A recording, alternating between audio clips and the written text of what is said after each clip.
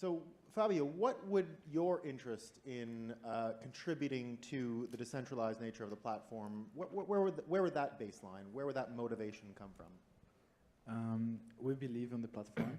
So we believe on this smart economy, this vision where the digital economy evolves in the point where you have more sovereignty of your identity, of your money, of your assets in general. So as funding COZ and NASH, our belief is in an open financial vision, not only alternative for the current system, but as an evolution of the systems. And I think this is very in line with the belief of NEOs. So if you watch the presentations during the day, had a lot of people talking about how we are moving towards different IT systems to this new version where we have decentralization happen and have much more ownership from the user. So with that vision is how we started COZ, and I'm kind of representing the community here. And we run a node, and it's quite amazing because as this informal body that has a very little formalization, we are running a node in one of the main blockchains. So the community itself organized it naturally behind this ideal, and to the point that it can coordinate and maintain a core piece of the network. And I think that's what we say by community support.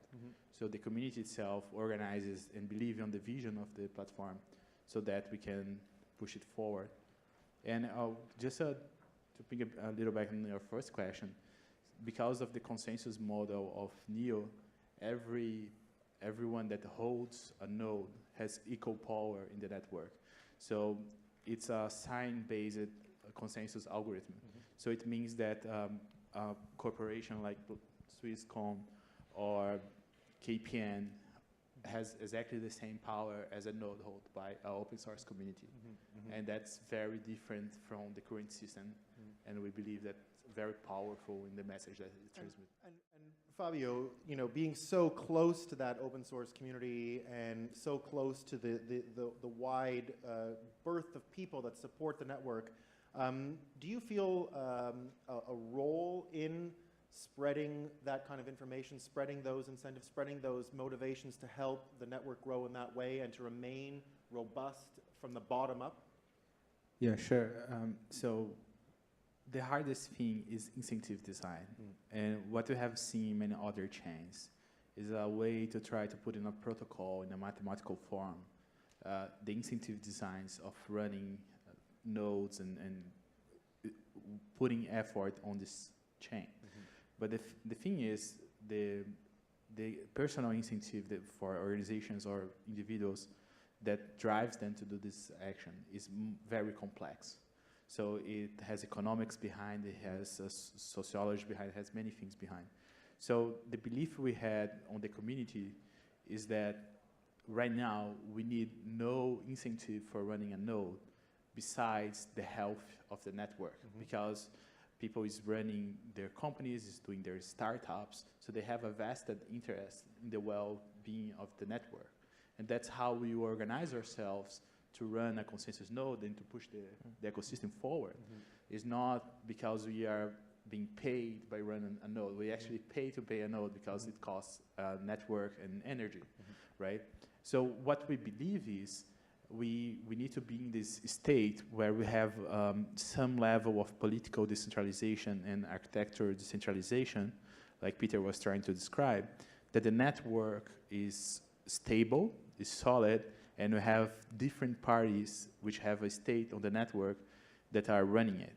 At that point, we have already in the protocol, it's already inside NEO, anyone can vote for electing a consensus node, but as Peter said, NEO Foundation has a big chunk of NEO, so they control the political of the voting process. So when we are at that stage, we have 5 or 4 big organizations besides NGD running nodes. We can start thinking about how this voting process is gonna be like. We can run many drafts, we can do research, and we can find a better solution that does not involve making assumptions on incentives that may be proven to be wrong in 5 or 6 years, others try to do. And that actually made them not so decentralized because externalities of the chain, so things you cannot compute at the chain, for example, your access to hardware or the cost of the energy where you are running, that made centralization happen. And that could never be computed inside the network because the network has no notions of these entities. So with off-chain rules of engagement, we can actually bring a little bit of this knowledge and make these in actions through the voting of NGD and through the voting of these other partners.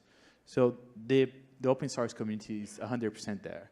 We understand that the consensus protocol works, it's performant, so it's going to allow our companies and our individuals to exert the freedom that they want. But it will also allow us to be slow on the decentralization process in such a way that we can account for these mistakes that others do. I'm running this game like my people. I'm running this game like